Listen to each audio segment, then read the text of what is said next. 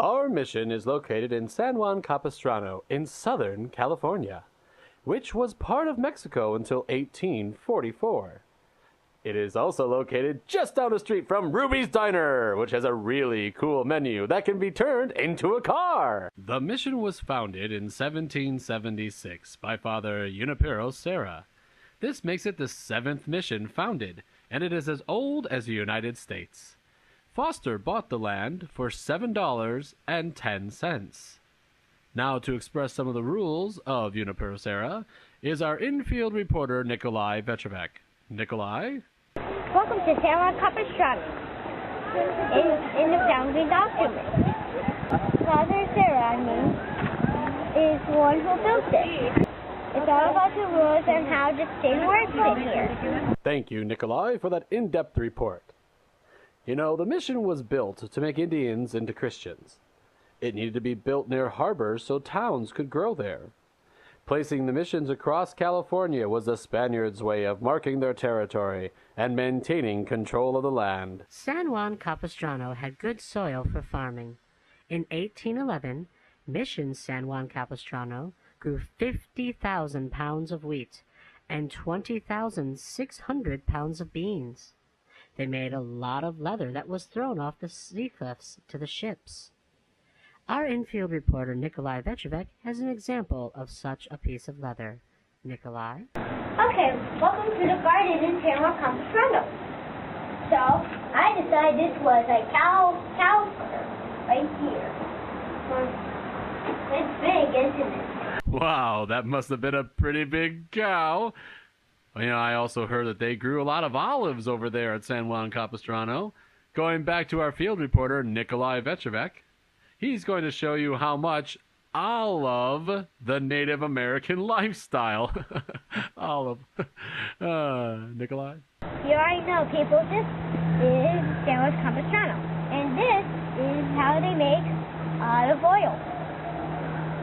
And I don't know, we don't think we use these things anymore in this today. We only use machines in here right now. But they didn't have any machines at that time. So, see ya. Very informative, Nikolai. Thank you. Professor Know-It-All here. The native people of the mission called themselves the Ashaman. The people of the mission called them Juaneño.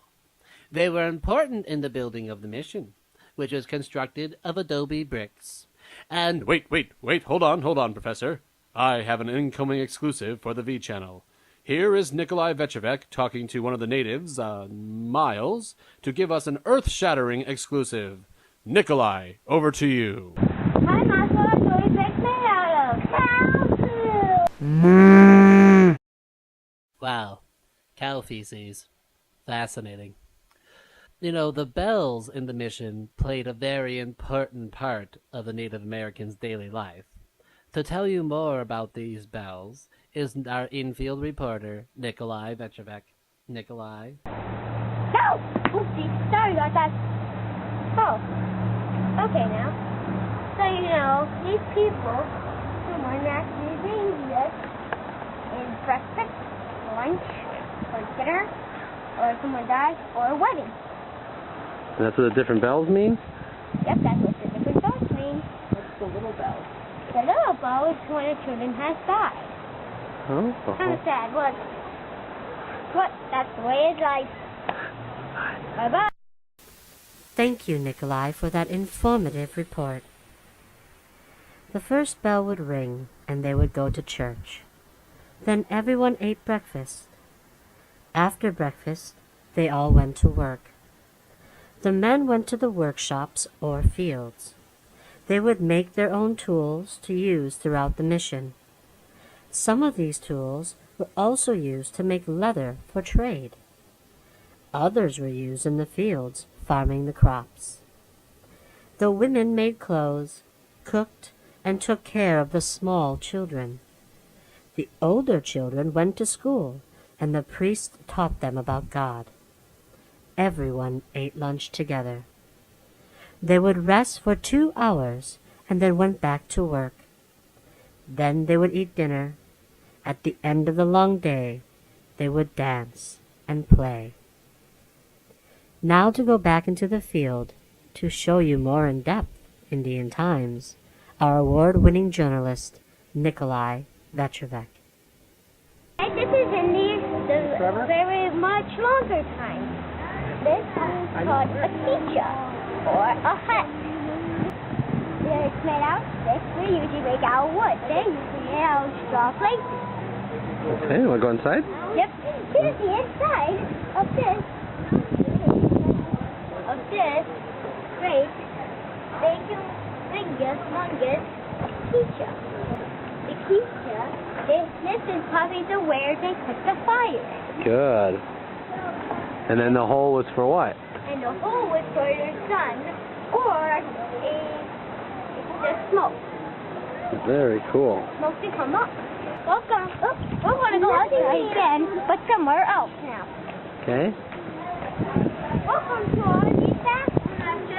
So you know, they like to eat acorns. So they smack these things up to make some food for it. Out of acorns? Yes. And look right here. Uh-huh. In the early times, they used to make flutes right here. Or, Flutes? yep, or recorders, whatever you decide to call it. They make it out of this kind of tree. Cool. They cut it up, make little holes, decorate them a little bit more. I don't know what this one's for, but maybe some people might know. Well, have fun. On December 8th, 1812, an earthquake shook the old church. Once again, here is our award-winning field reporter Nikolai Vetrovec to share the details. Oh yeah! Oh, sorry about that. Well, welcome to the stone church. It took 8 years to build in this stone church, and it was destroyed 4 years later. So it's built. Oh, 4 okay. years later, it got destroyed by an earthquake. And it killed 40 people inside this stone church. That's a lot. My voice is getting tired, so I'm going to send you back right to Nikolai to tell you more about the pirates and soldiers of 1818. Hey everyone, this is probably a pretty cool building. Let's go inside, see what's inside and get Okay. Whoa, this is like pirates. Pirates? Or soldiers. These are their clothing right here. Or tools. Clothing right there, probably tools right there. And whoever likes pirates, say arr. Arr! This is, or soldiers, you can just say I. Aye! Here's our probably the bed right here. Okay. These kind of look cool. If you look right there, it's a probably real animal fur. Wow. This is kind of cool that you didn't know. Yep, so what was this room? This room was probably where the pirates lived. Oh, it's where their quarters are? Or the soldiers? Yep. What do you decide to call them? In 1818, the pirates, the soldiers, went up to the hills and the pirates stole everything. And look right over here. There's the tables and little pots. Well, yeah. Pirates, soldiers, pirates. It's all good. You know, in 1910, Father O'Sullivan took over the mission. It was like a forest with animals wandering around. He was very sick with tuberculosis, but fell in love with the mission and began to rebuild it with his own 2 hands. His crowning achievement was the chapel that he named the Sarah Chapel. He even erected a statue in Father Sarah's honor. After that, he rebuilt the mission, brought the mission back to life, and made it an active mission once again. He died in 1933 and is buried right next to the chapel. In 1834, the Mexican government took over the mission. They closed the mission because they couldn't afford to pay the missionaries. The Juaneños went back to the hills where they came from. Today, the mission is still active, and they are even trying to build a new stone church like the old one that was destroyed in the earthquake of 1812. This mission is famous for the swallows that returned to San Juan Capistrano on March 19th. The Sarah Chapel is also one of the oldest buildings in California that the earthquake did not destroy and draws people to the mission every year. While visiting the mission, we even saw them setting up the grounds for a big wedding. We chose this mission because of the swallows. But since we came in autumn, we could not see them return in spring. It was no big deal, since the other reason we picked this mission was that it was really close to Legoland! Woo! Goodbye. We'll see you on the next episode of the Learning Center.